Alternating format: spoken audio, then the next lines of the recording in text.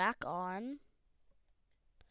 I'm not going to be doing Geometry Dash though, because it just doesn't work when I do that.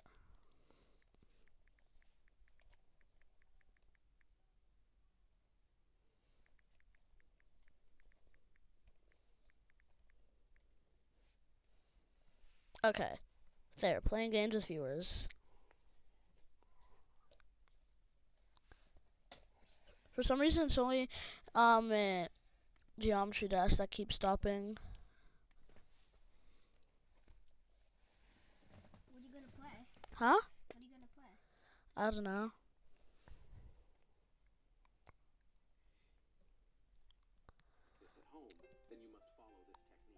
Bro, Sawyer, why'd you do that? I need that to make sure that the stream is working. Make a ring-shaped cut around the branch, about 1 to 2 inches long, and remove the bark completely. Now take an aloe vera leaf and apply aloe vera gel on the cut area. Aloe vera can help prevent fungal and bacterial infections. Now take the cocoa peat and a transparent small bag. Okay, I don't really know what to play. If anybody's watching, just tell me what I should play, then I'll play it. And it might, and even if it's an online game, I could also play that, and then you guys could join. Once the roots are well developed, carefully separate the branch from the mother plant. Now I will plant this tree in a seed. You can plant directly into the ground. After 1 year, the new plant is ready to bear fruits. If you want to propagate mango trees, I never thought a trash. Why don't you watch on the iPad? Here's how to turn one into a smart cucumber plant. Bro. Nobody's watching.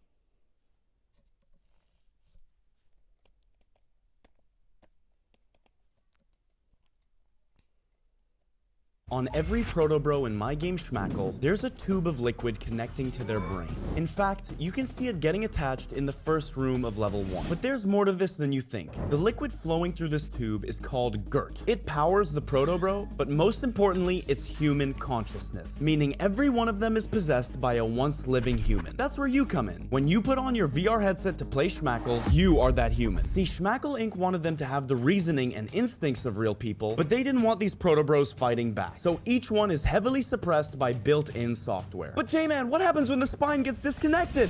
You die instantly. Luckily, Protobros are extremely large and heavy, so they're hard to take down, which is why on every Protobro in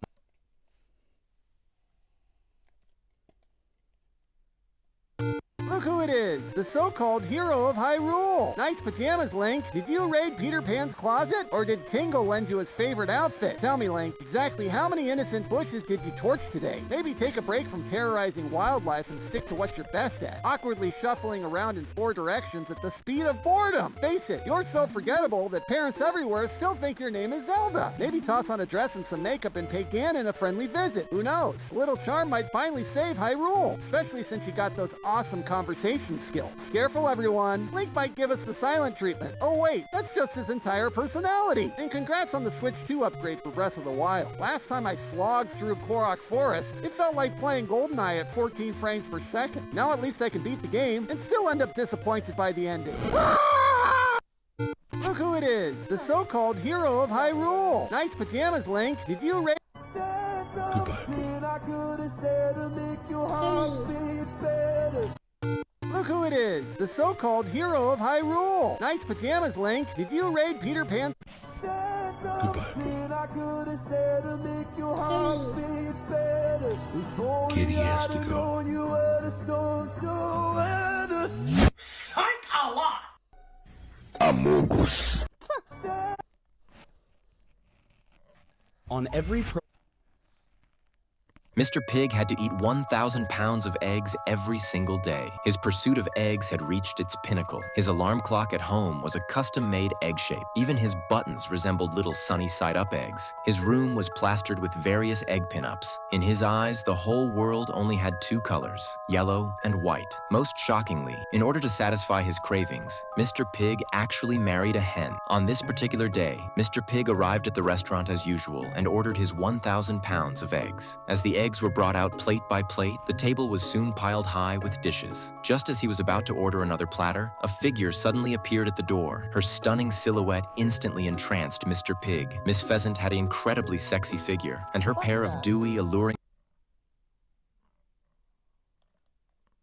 Bro, still nobody's watching.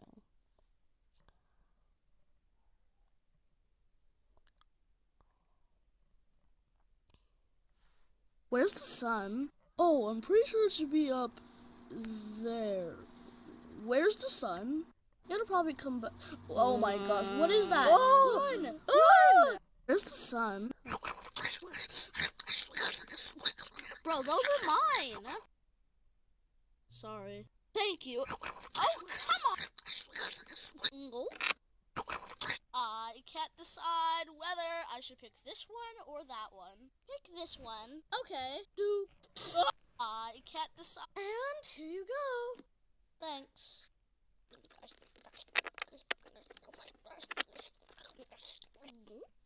Yummy. Okay, time to go down this water slide. Actually, you have asthma, so that'll be dangerous for your lungs and your well-being. Who are you? I'm a blue-haired blue tie hiding in your Wi-Fi. I never even talked about Miku. Oh. So, can I go down? Wait! You could seriously hurt yourself with this, you know. Well, in case you haven't noticed, I don't care. Okay, just making sure. Are you sure that you don't want to risk breaking your bones or any nerd guy, whatever? You're holding up the line for this guy, so I'm gonna have to ask you to leave. What? But he could seriously get himself hurt with this! Finally. Whoa! Okay, time to go down this water slide. Guys looking at us here. Ooh, she is. I wanna disappear. No caring. Why is nobody watching? What? It's still live, right?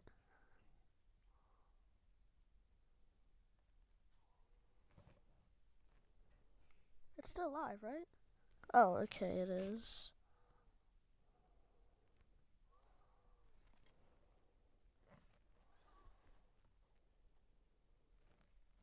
When did you first realize your child was different? My daughter was 4 when I noticed something unusual. We were at the playground, surrounded by children laughing and running. Most kids her age were climbing the jungle gym or going down slides, but not my daughter. She stood perfectly still, her eyes closed, face tilted toward the sky. Emma, don't you want to play? I asked, gently touching her shoulder. I am playing, Mommy, she whispered. I'm listening to the colors. I smiled, assuming it was just a cute phrase. But then she refused to eat her carrots at dinner, not because she didn't like them, but because they were screaming too loudly. I noticed how she'd wince at certain sounds that didn't bother anyone else, how she'd stare at blank walls as if watching an invisible movie, how she'd sometimes answer questions I had only thought in my head. One morning, I couldn't find her favorite purple shirt anywhere. It's in the bottom drawer, Emma said without looking up. Under your old sweater. I checked, and there it was, exactly where she described. How did you know that? I asked. Grandma told me, she replied casually. My mother had died 6 months before Emma was born. That night, I moved the rocking chair out of her room. By morning, it was back in its original spot. No one else was in the house. The preschool called me in. Emma is a sweet child, her teacher said carefully, but she's been upsetting the other children.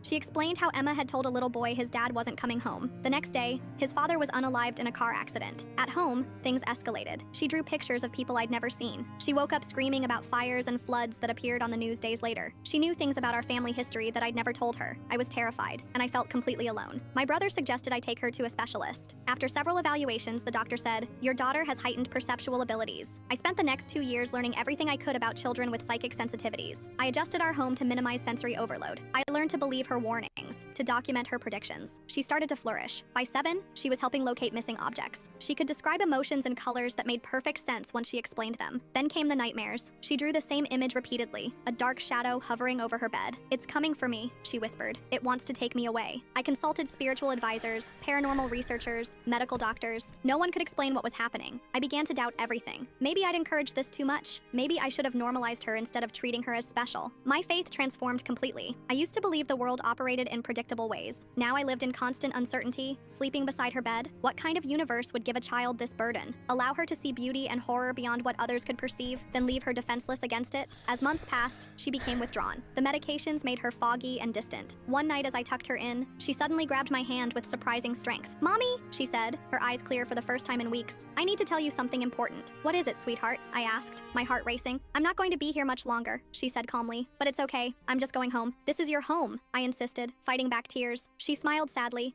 "I was only borrowed. They're coming to take me back soon." She slipped into a coma 3 days later. The doctors found nothing physically wrong. She had simply gone somewhere they couldn't follow. At her bedside, I felt a presence fill the room. The monitors began to flicker. For just a moment, I saw what she had always seen. Colors that sang, light that whispered. She took her last breath as the room filled with a soft purple glow. At her funeral, I placed her drawings in her small casket, not because she needed them, but because finally I understood. Her perception wasn't wrong or frightening. It was beautiful. It was.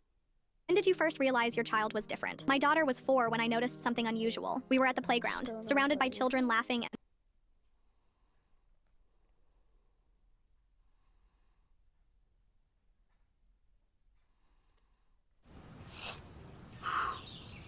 Now that is a bundle. Save your groceries. For the love of food. Ziploc. Welcome back, Colin here. I did not place a single object in the level you're looking at, and neither did anybody, because it was built entirely by a program I wrote called MC2GD. Everything in the level comes directly from a real Minecraft world, which was scanned and imported into Geometry Dash. Every Minecraft block has its own unique design for GD, and just for fun, the whole level only uses one color channel. I hope you're intrigued, because now I'm going to waste your time by explaining how it works. MC2GD is actually split into 2 steps. First, a special data pack needs to be run in the Minecraft world you want to scan. Afterwards, a separate JavaScript program will read the scan results, build a Geometry Dash level out of it, and store it in your save file. If you're interested in trying it out for yourself, you can download the source code off GitHub, which I've linked in the description below. So let's start with the data pack. For those unaware, data packs are essentially little command block scripts that can be added to your Minecraft world. While it's not nearly as powerful as modding, there's still some really cool things you can do with them. I'm actually fairly new to working with data packs, but a friend on Discord by the name of Silith helped me put it together. When you run the data pack, it's going to begin scanning up to 1,000 blocks south of your current position. This means that if my X position is 30 and my Z position is 50, it will scan every block with an X of 30 and a Z position between 50 and 1,050. Each scan block will have its name and coordinates posted in the chat, resulting in a lot of spam. I'll explain why this is done later on. So what's actually happening during this process? Well, an armor stand is actually visiting each individual block and running the /loot command on it. /loot is a command that simply spawns the loot that a block drops. For example, if I used it on a stone block, I would get cobblestone, since that's what you get for mining it. However, we want the exact block at that position and not the item it drops. To do this, an extra parameter is added to the command to get the loot from the block if you were to mine it with Silk Touch shears. The shears allow blocks like leaves and vines to be detected, while the Silk Touch enchantment stops blocks like grass from turning to dirt. If no item is dropped from the block, it's then going to try looting it with a Silk Touch diamond pickaxe instead. This allows for almost every block to be properly looted, with the exception of unbreakable ones like bedrock or end portals. That's why if there's still no item drop, it's going to look through a list of hard-coded exceptions. For example, if the block is bedrock, say bedrock in the chat. Once the data pack finishes, all you have to do is close Minecraft and run the actual MC2GD program. This is where things get really interesting. Every time you play Minecraft, a log file is left behind in the game's log folder. Your most recent session is simply saved as a text file, but anything older than that is compressed using gzip, presumably to shrink the file size. The first thing MC2GD does is read your most recent log file, which conveniently holds the name and coordinates of every block that was scanned by the data pack. Now you're probably wondering, oh, but Colin, why can't you just read the world file itself instead of having to waste time using a data pack? It's actually a good question to ask, but yeah, good luck figuring out how to do that. Once all the block information is probably wondering, oh, but Colin, why can't you just read the world file itself instead of having to waste time using a data pack? It's actually a good question to ask, but yeah, good luck figuring out how to do that. Once all the block information is acquired, it's going to begin building a Geometry Dash level out of it. This was by far the most time-consuming part to make, but the actual code is pretty easy. It's just a matter of calculating where to build each block based on its position in Minecraft, then adding it to the GD level's code. If you don't know how to read the code for a Geometry Dash level, it's actually surprisingly simple. Each object is written like this, and they're separated by semicolons. To read the actual data of the object, you simply split it at every second comma. The number on the left is the property of the object, and the number on the right is the value. For example, this object would have an object ID of 1, an x position of 45, a y position of 60, and would be rotated 90 degrees. If you're wondering how to tell which property is which, well, you don't. It's all documented. But here are the common ones used in MC2GD. The hardest part of all of this was making Geometry Dash versions of over 200 Minecraft blocks. Some of them are fairly straightforward, such as dirt or stone, but others, like the furnace, have a little more going on. The instructions for building each block is saved in a JSON file, which looks like this. Everything here was manually typed by me over the course of about a week, and contains almost all of the naturally generated blocks you'd find in a Minecraft world. Here's how the program reads it. We'll go through an easy block first, and then move to a more complicated one.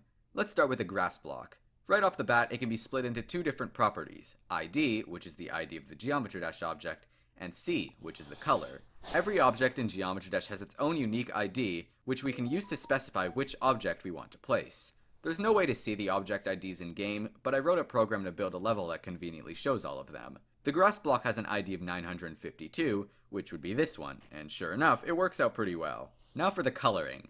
The C property contains two sets of numbers, which are the HSV values for the object's base and detail colors.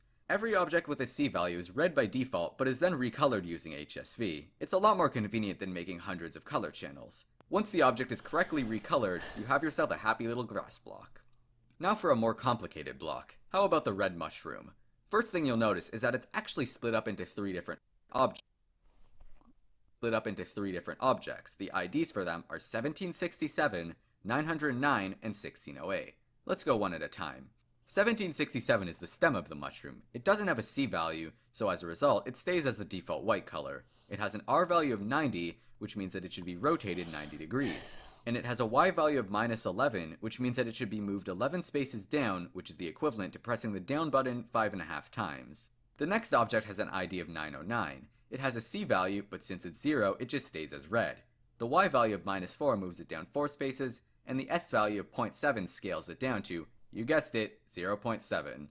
Finally, we have object 1608, which is 3 little dots. The X value moves it 2 spaces left, the Y value moves it 4 spaces down, and the S value scales it to 0.55. It has no C value, so it defaults to white. Put all 3 objects together, and you have yourself a yummy little mushroom. Just kidding, you probably shouldn't eat wild mushrooms. If you're wondering how I actually built the objects, it's just a matter of making them normally in the editor, getting the IDs and colors of each object, and then adding it to the file. One final thing to note before we move on is that wooden and dyed objects have their colors hard-coded so that I could simply type brackets wood and it'll automatically color the block depending on what type it was. Phew, now that that's over, we can finally move on to the final step of MC2GD, adding the level to your save file. Spoilers, it ain't pretty. If you're a Windows user, all of your created levels are stored in appdata/local/geometry-cc-locallevels.dat. If you open the file, it looks like this mess. That's because it's encrypted. To decrypt it, you have to run an XOR cipher with a key of 11, then decode it from base 64, then decode it from gzip compression. If you're not sure what any of that meant, well, it doesn't really matter. Point is, it's encrypted as hell, most likely to keep the file size small, or else account saving would take 4, then decode it from gzip compression. If you're not sure what any of that meant, well, it doesn't really matter. Point is, it's encrypted as hell, most likely to keep the file size small, or else account saving would take forever. Weirdly enough, it's actually encrypted differently on Mac, but as of right now, nobody can figure out how to decode it. Sorry, Apple users. Anyways, once the file's decrypted, you get an XML file containing the code and metadata for all your created levels. I won't go into too much detail on how to read it, but pretty much what MC2GD does is sneak the level into the top of the list and also make it verified just for the meme. Also, we don't need to re-encrypt the save file because it seems like GD does that for you. Thanks, RobTop. And with all that done, the Minecraft world was successfully imported into Geometry Dash. The whole program runs in about 1 or 2 seconds, but as you just saw, there's a lot going on in that short time span. Once the level's imported, you can do pretty much whatever you want with it. I personally really enjoy looking around underground and trying to find diamonds, or better yet, a dungeon. Most of the objects in the level aren't solid, but you can add hitboxes if you want to try making the level playable. Also, since a Geometry Dash level can only be 100 tiles high and a Minecraft world can be 256, some taller parts of the world might go off the screen. However, since all the objects are on group 1, this can easily be fixed by placing a move trigger at the start of the level and then playtesting it. And with all that being said, I think that about wraps up everything I hope to go over in this video. If you have any further questions about MC2GD, I'd be happy to answer them in the comments below. Also, if you end up making or finding any cool stuff with the program, by all means, send me a screenshot on Twitter. I'm super active there and read pretty much everything which mentions me. To those still awake, thank you all so much for watching, and I'll see you all next time when I import the entirety of Hollow Knight into Geometry Dash. Later, nerds! What? Why doesn't my slime do the fart noise?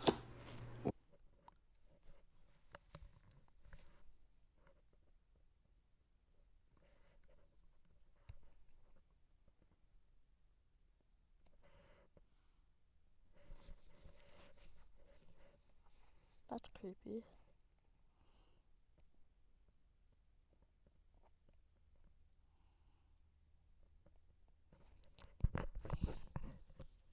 Look in all directions.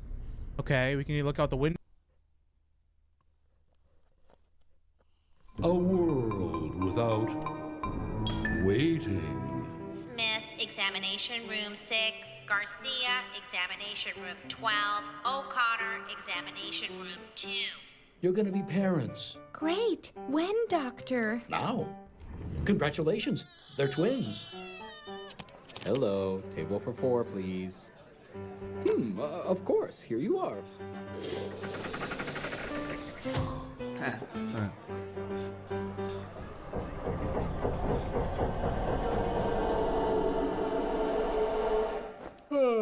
You know what I was thinking? I would love to go to the ocean.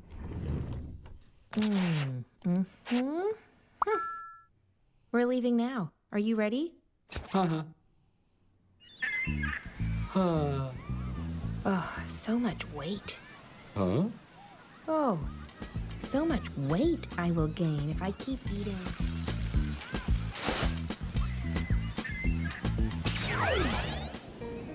Amazing! What an ending! I am dying to see what happens in the second part. Oh, look, it's already out. Best Actor, Matthew. Best Actress, Jennifer. Best Picture, John and Barbara. Best Picture, John and Barbara 7. Best Visual Effects, The Fantastic Avengers 16. Best Originals.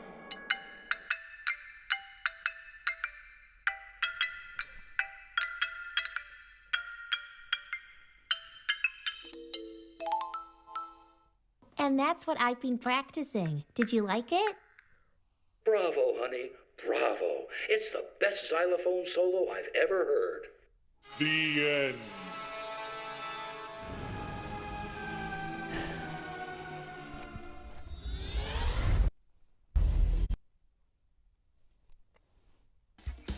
At Domino's, now you can carry out a one-topping pizza with any of our 5 crust types, and you can order any way you want to, online or...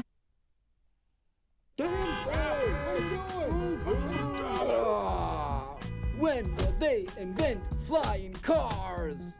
If only I had a time machine to go to the future. Nice number. 1 minute in the future.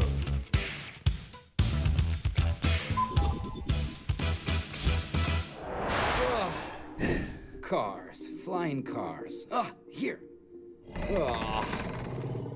No, it can't be. It's just stupid people with their stupid legs walking on the stupid ground. Ooh, there we go. Foldable car, spider leg car, invisible car, tank car, Mad Max car, car for cats, everything but flying cars. Why am I even here?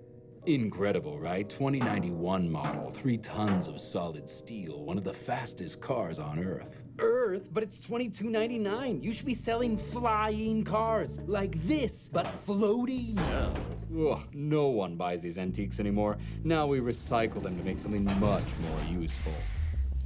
No, it can't be. No! I'm running out of time. Sorry, miss. Hey? Where are the flying cars? Please. Huh? Cars? Get out of here, weirdo. Autopilot activated. Get out of the way, I gotta fly. The end.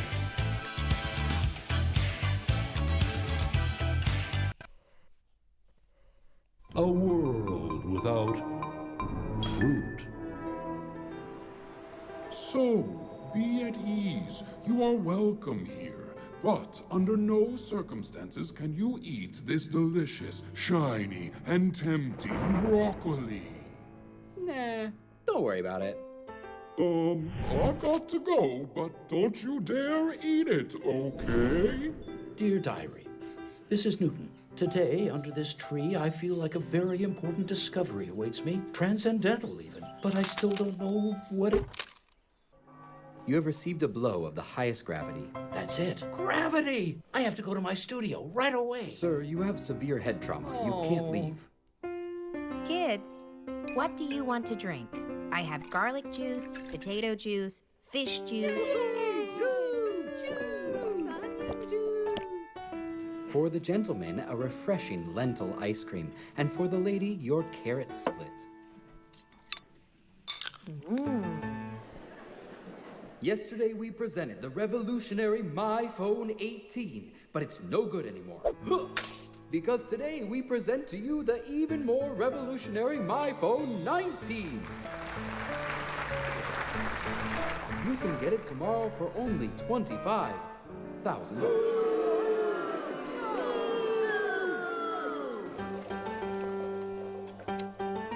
Wow. Months of botanical investigation just to create another vegetable? It's not a vegetable, Teo. It's something else. Maybe a new category of food. Nah, just another vegetable. Doesn't seem useful. But it's not a vegetable. Ah, well, maybe it is useful for something. Stupid Express your discontent. Take a tomato. Don't like it? Throw a tomato.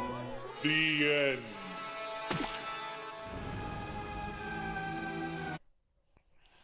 A world without lies. Honey, do I look good in this? No. I'm leaving. I don't really love you that much, smelly baldy locks. Okay, have a good day at work, but not better than mine. This is Pinocchio, the wooden boy whose nose grows every time he sneezes. Achoo! You got a cold again. We'll turn off the AC. Let's see, which button is it? Oops! Despite the demands of parents, Choco Frisbees are back. Part of a completely unhealthy breakfast. Oh, dude, great cards, fantastic. Oh, my hand is awful. I fold. I really don't know how the banking system works. She sings like a dying rooster, but her father is rich and paid us to make her famous. Betty Live. Tickets on sale now. And after 3 months, you will have lost half a pound. Dad, Mom, where do babies come from? Well, I knew this moment would come. Pass me the whiteboard, my love. And that is how babies are born. Whenever you'd like, we can talk about death. Love, I was the millionth visitor to this website and I won $10,000. Haha. That's great. And look, I just read that reptilians live among us. Haha. How's the weather?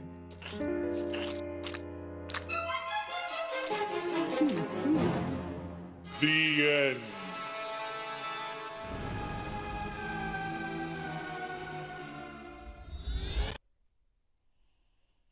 A world. Hey, next time, son. Co-pilot with me, should I? A world without lies.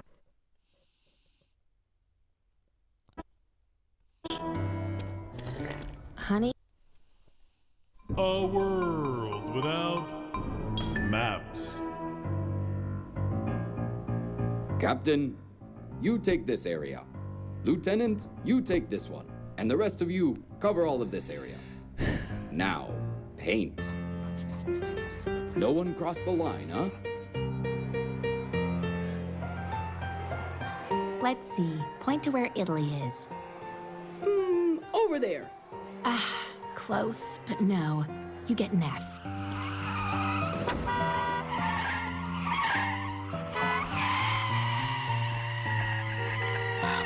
Scientists announce that a meteorite will hit somewhere on Earth.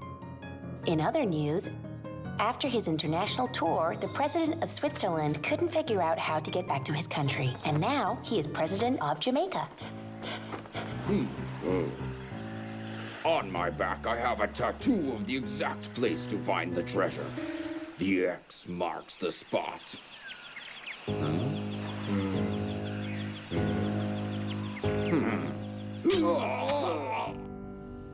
Babe, do you know how to get there? No, but I brought my GPS. Huh? Yeah, GPS. Grandpa savvy. This was all countryside before. Grandpa, how do you get to the stadium? Turn where the Johnsons used to live. On this corner, they mugged me in '78. The end. A world without sound. Well, this is uncomfortable. Oh yeah, that's definitely some heavy metal. Bro, literally no sound.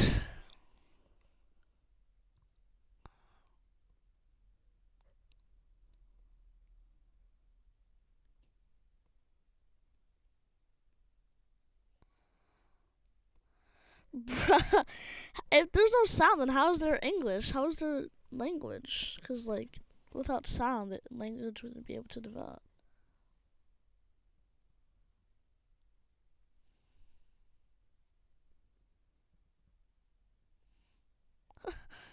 Yeah, we literally can't hear anything. We're literally using Morse code.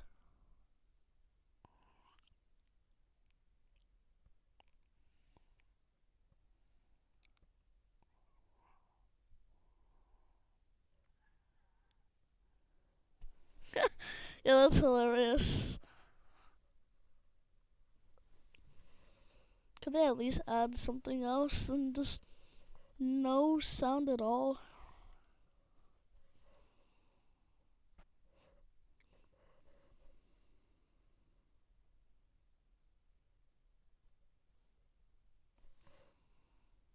The end. Finally sound. A world without wheels. Finally. After so much time, we can comfortably play cards.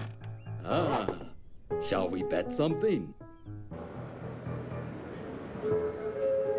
Passengers, the train is about to depart.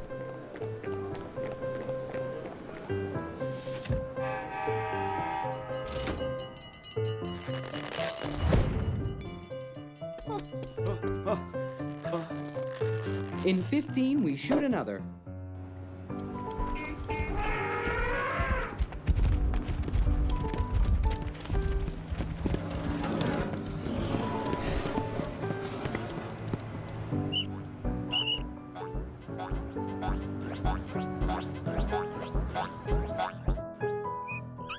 Is the stream even still going?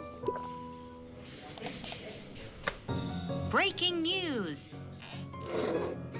The president speaks. Yeah, it's still The negotiation was a success, and I'm happy to announce the squirrels have been set in motion. On top of a great electrical system, this baby has 15 horsepower. Did I mention it's on sale?